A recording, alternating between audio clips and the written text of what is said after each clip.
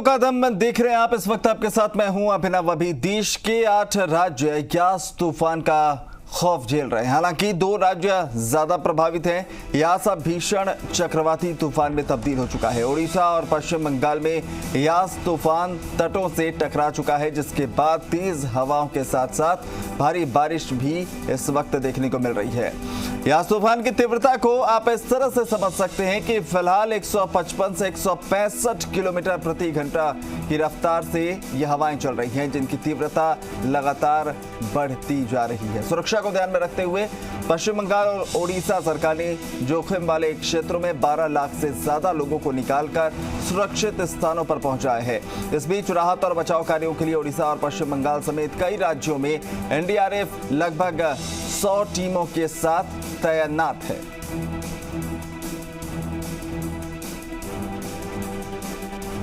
पश्चिम बंगाल में भारी बारिश देखने को मिल रही। यास तूफान का ये असर है। दीघा में तूफान के असर से जोरदार बारिश हुई है। दीघा में सड़कों पर बारिश की वजह से बाढ़ की स्थिति बन गई है। दीघा की सड़कों पर घुटनों तक पानी भर गया है। तूफान के बाद राहत और बचाव कार्य इस वक्त जारी है, लेकिन जो तस्वीरें वहां पर देखने को मिली, जो नज़ारा वहां पर देखने को मिला, वो खौफनाक है, क्योंकि 160 किलोमीटर प्रति घंटे की रफ्तार से भी हवाएं चली हैं और उसके बाद तूफान की वजह से जो सड़कें हैं वो जलमग्न हो चुकी हैं। कई जगहों पर मकानों को भी क्षति पहुंची, जबकि कई जगह बिजली के खंभे और पेड़ धराशायी हो गए। ये 6 तस्वीरें आपको दिखा रहे हैं।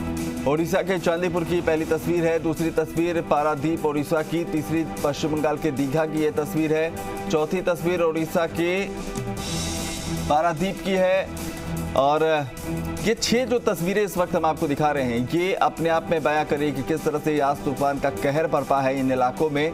और यहाँ पर एहतियातन पहले ही कई तरह की व्यवस्थाएं की गई थी। लोगों को सुरक्षित स्थानों पर ले जाया गया था, अलर्ट घोषित किया गया था। जो एनडीआरएफ की टीमें हैं वो पहले से वहां पर तैनात थी। बावजूद इसके जो तस्वीरें हम आपको दिखा रहे हैं, आप देखकर समझ सकते हैं कि किस तरह की स्थितियां वहां पर बन गई, कितना कहर बरपाया है यास तूफान ने। तेज हवाओं के साथ भारी बारिश का सिलसिला देखने को मिला। मूसलाधार बारिश के वजह से जो है कई जगह जलमग्न हो गए। कई जगहों पर जो है तेज हवाओं ने कहर बरपाया और उसकी अलग अलग जगहों की तस्वीरें हम आपको दिखा रहे हैं। ओडिशा और पश्चिम बंगाल 2 ऐसे राज्य हैं जो इस वक्त यास तूफान का सामना कर रहे हैं और वहीं कहर जो है देखने को मिला है। तो इन तस्वीरों को देखिए आप, एक के बाद एक तस्वीरें हम दिखा रहे हैं। टीन शेड से लेकर और जो दूसरी जो यहाँ पर निर्माण किए गए थे वो सब कुछ यहाँ धराशायी होते नजर आ रहे हैं। घरों के बाहर, दुकानों के बाहर तबाही देखने को मिली है। कई मकान भी जो पुराने और जर्जर मकान थे ध्वस्त हो गए हैं। पेड़ जो है वो धराशायी हो गए, बिजली के पोल और खंभे टूट गए। तो ये एक के बाद एक तस्वीरें हम आपको दिखा रहे हैं। यास तूफान के कहर को समझना है तो इन तस्वीरों को आप देख सकते हैं। तो फिलहाल अभी 2 राज्यों में इस तरह की स्थिति है और न सिर्फ तेज हवाओं ने कहर बरपाया है, बल्कि बारिश की वजह से सड़कें जलमग्न हो गई हैं। हर तरफ पानी ही पानी नजर आ रहा है। तो आपको बताएं कि लाखों लोगों को पहले ही सुरक्षित स्थानों पर पहुंचा दिया गया था ताकि जान माल के नुकसान को टाला जा सके। और अब तक जो है इस तरह की खबरें भी फिलहाल तक नहीं आई हैं, लेकिन बावजूद इसके तबाही जो है वो अपने रंग जो है, अपने निशान जो है वो इस वक्त छोड़ गई। और वहीं हम आपको दिखा रहे हैं आपकी टीवी स्क्रीन पर 2 तस्वीरें, जहां पर आप देखकर अंदाज़ा लगा सकते हैं कि सब कुछ कैसे यास तूफान के गुजरने के बाद से उजड़ा नज़र आ रहा है और कितना भयावह वो मंजर होगा जब 160 किलोमीटर प्रति घंटे की रफ्तार से यहाँ पर तेज़ हवाएं चल रही होंगी और तेज़ बारिश का दौर चल रहा होगा। और वो भयावह स्थिति ही है जो कि इस तरह की तस्वीरें सामने आई।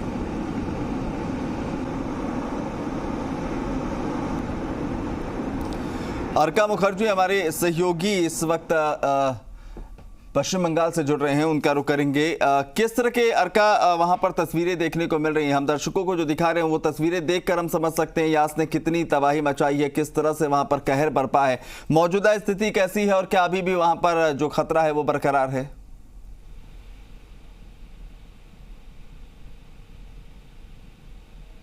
देखिए, जैसे आप बोल रहे थे कि यहाँ पे कहर मचाया, एकदम सही बात कह रहे हैं कि वेस्ट बंगाल में मिदनापुर, नॉर्थ 24 परगना, साउथ 24 परगना और कलकत्ता में काफ़ी प्रभावित हुआ है इस यश साइक्लोन से। देखिए, मैं जो कहना चाहूँगा कि मिदनापुर के जो 2-3 जगह है जो कि पॉपुलर टूरिस्ट प्लेस भी है, जैसे कि दीघा, मंदारमनी, ताजपुर, ये पूरा सैलाब आ गया है, पूरा समुद्र का पानी पूरा ऊपर तक आ गया है। इनफैक्ट वहाँ पे जितने होटल्स थे, जितने गाड़ी थे, सबके अंदर चला गया है पानी। और दूसरी छोर पे कलकत्ता में भी पानी का बहुत तूफान का बहुत इफेक्ट दिखा गया है। कलकत्ता काफ़ी जगह पे इफेक्ट दिखा गया है। और जहाँ पे मैं अभी खड़ा हूँ ये है नॉर्थ 24 परगनास के सुंदरवन एरिया के संदेशखाली में मैं खड़ा हूँ। ये छोटा सा गांव है, एकदम नदी से लगा हुआ ये गांव है। और यहाँ पे जो सुबह से मैं जो यहाँ पे बहुत जगह पे गया हूँ, यहाँ सुबह गाँव की हर नुक्कड़ पे मैं गया हूँ और देखा हूँ एक ही चीज़, जो 2-3 दिन से यहाँ पे जो गाँव वाले यहाँ पे पुल बना रहे थे, पुल बनाने का काम कर रहे थे ताकि पानी ना आए। लास्ट ईयर मैं एक बार बताना चाहूँगा, जब अम्फान आया था तब यहाँ पे पूरा गांव बह गया था, पूरा सबका घर खत्म हो गया था। लेकिन इस साल अगर सेम चीज़ ना हो, इसलिए ये लोग 2-3 दिनों से यहाँ पे जो प्रशासन है और उसके साथ गांव वाले मिलके यहाँ पे पुल बनाने के काम कर रहे थे। लेकिन वो पुल भी कई जगह से टूट चुका था सुबह से, और 3-4 जगह से एक साथ पानी अंदर आना शुरू हो गया था। और उसके साथ सुबह से यहाँ पे बहुत बारिश हो रहा था, तूफान हो रहा था। और अभी भी तूफान जारी है, लेकिन बारिश फिलहाल थोड़ा कम हो गया है, लेकिन तूफान अभी भी जारी है।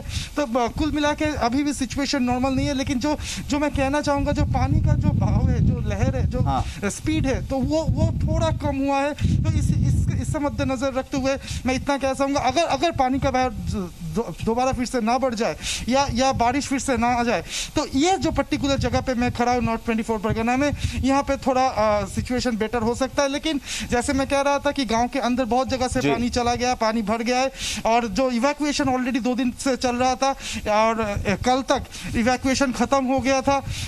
और जो यहाँ पे जो रिलीफ सेंटर्स बनाया गया है, या स्कूल्स में, यहाँ पे जो स्कूल है वहाँ पे रिलीफ सेंटर्स बनाया गया है, वहाँ पे सबको लेके गया है। वहाँ पे खाने पीने का और खाने का पीने का सबका बंदोबस्त किया गया है। वहाँ पे पानी है, सब्जी है, राइस है, सब कुछ का इंतजाम किया गया है।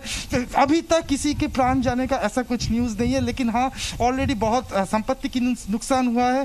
तो सब, लेकिन जो प्रशासन की तरफ से जो कहा जा रहा है कि अम्फान में जितना लॉस हुआ था, जितना डैमेज हुआ था, अभी तक इतना डैमेज हुआ नहीं है।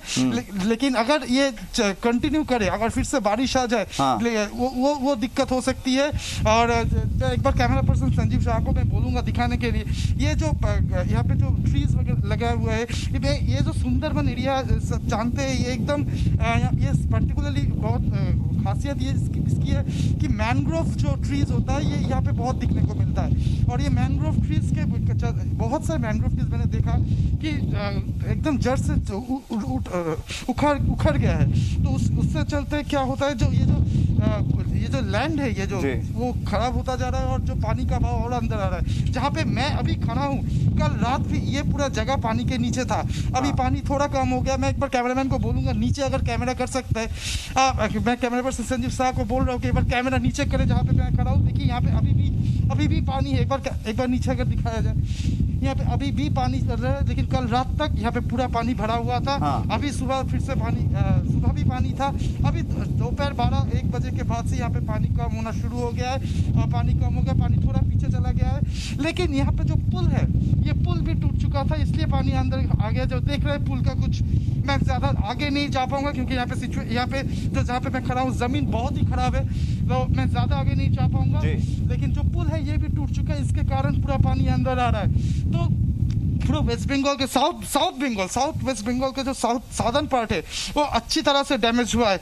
और ये और एक नोटिस करने वाली बात है जी, कलकत्ता शहर जो वो भी बहुत डैमेज हुआ है, लेकिन already chief minister Mamata Banerjee ने प्रिकॉशनरी मेजर पहले से ही ले रखे थे और उस पर ऊपर काम कर रहे हैं। और उन्होंने बहुत बड़ा रेस्क्यू टीम उन्होंने डिप्लॉय कर चुके हैं ऑलरेडी, और हर जगह पे एनडीआरएफ का टीम काम कर रही है, माइकिंग कर रही है, या खाने का पानी का सबका बंदोबस्त कर रहे हैं। और जो आर्मी दीघा का, मंदारमनी का, जो मिदनापुर का जो एरिया में बात कर रहा था, उस एरिया में भी वो लोग ऑलरेडी काम करना शुरू कर दिया। जो लोग पानी में फंस गए थे उसका इवैक्यूएशन शुरू हो गया है, और वहाँ से निकल के सेफ जगह पे लेके जाने का जो प्रोग्राम है वो भी चल रहा है। तो कुल मिला के सिचुएशन साउदर्न बंगाल का इतना ठीक नहीं है, लेकिन होपफुली जैसे काम चल रहा है, hopefully things will be better कुछ दिनों में।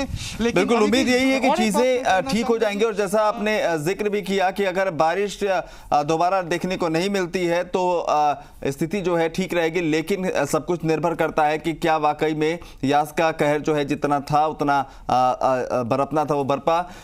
अगर मौसम इसी तरह बना रहे तो नुकसान भी कम होगा और कहा जा सकता है कि थोड़ी राहत की बात जरूर। लेकिन सवाल एक ये भी है कि पहले से जो तैयारियां की गई थी, और जैसे आपने बताया कि लोगों के लिए खाने पीने का इंतजाम, रहने का इंतजाम किया गया है, तो एहतियातन जो पहले कदम उठाए गए थे, क्या यही वजह है कि अभी तक किसी जान माल के नुकसान की कोई खबर नहीं है? और कई जगहों पर पेड़ों के धराशायी होने, गिरने की तस्वीरें हमने देखी, कई जगहों पर दूसरी नुकसान हुए, लेकिन लोगों की जिंदगियां जो हैं वो सुरक्षित बचा ली गई। ये उसी प्रिकॉशन का नतीजा जो पहले वक्त रहते उठाया गया।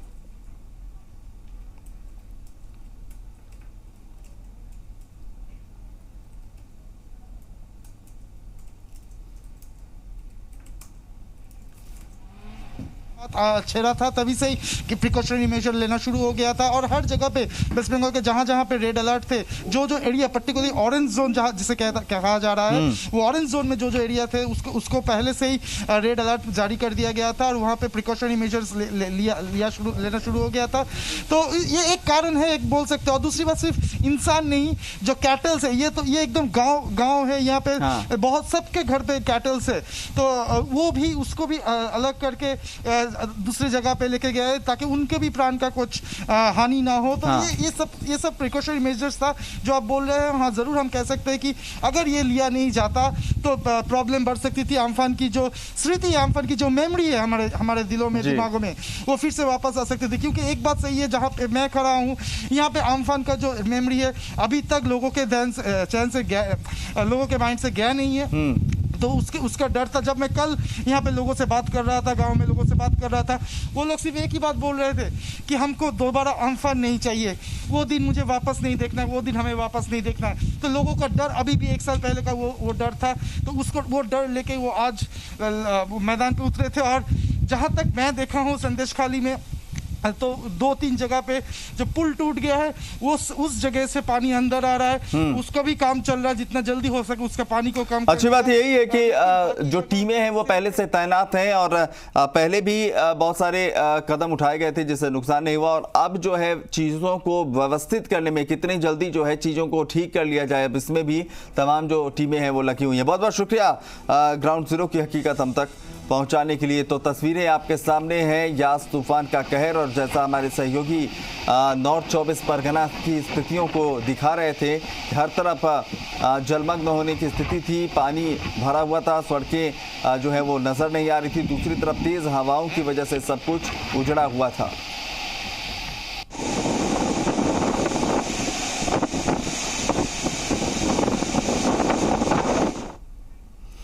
चलिए बात करेंगे